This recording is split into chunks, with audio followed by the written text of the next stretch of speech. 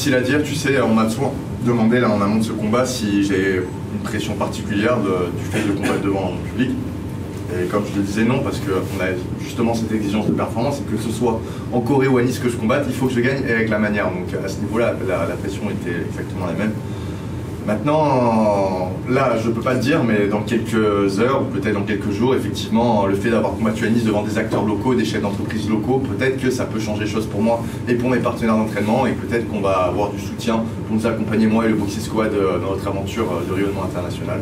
Donc j'espère, oui, que je sentirai les différences. C'est sûr que nous, les combattants, on a une exigence de performance, et l'exigence de performance, c'est pas seulement la victoire, c'est la victoire avec la manière, et plus la manière elle est marquante, plus on met de chance de notre côté de se créer des opportunités nous permettant d'évoluer sur des plus grandes plateformes par exemple. Donc effectivement, avec 2 finishes, je suis en meilleure position qu'avec 2 décisions, donc je suis content de ce résultat. Je pense qu'il y a beaucoup de talent dans ma catégorie poids et qu'il y aura toujours des combattants avec des scores plus ou moins fournis, c'est pas vraiment important, qui auront les armes de me poser des problèmes et de me défier.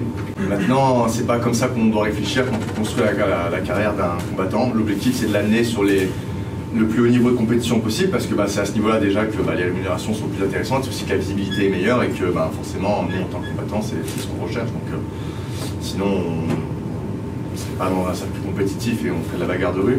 Donc, est-ce que j'ai fait le tour? Je suis sûr qu'on trouvera toujours des adversaires de qualité, mais est-ce que j'ai envie de passer à l'étape d'après? Oui. Après, il y a les choses qui dépendent de moi et pas de moi. Et ce qui dépendait de moi, c'était de faire une belle performance. Ce qui dépend pas de moi, c'est la suite. Donc, l'année qui vient de passer, il me semble qu'ils ont signé personne, quasiment personne en one-shot direct avec l'UFC. Donc, c'est soit un Dana-White contender, soit il va falloir défendre la ceinture à l'arrêt jusqu'à que j'ai ma chance, j'imagine.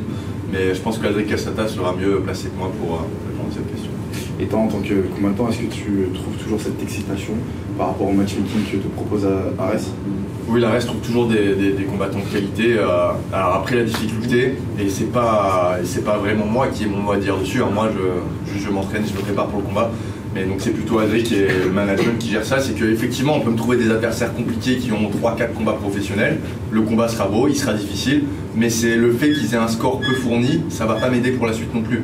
Donc la difficulté est de trouver des combattants à la bonne difficulté, parce qu'effectivement là si on me met Islam Makhachev dessus, ce sera peut-être pas adapté. Si on me met quelqu'un qui n'a pas d'expérience, ce sera pas adapté non plus. Donc il faut trouver la bonne difficulté avec le bon score, de manière à ce qu'on puisse avancer naturellement dans notre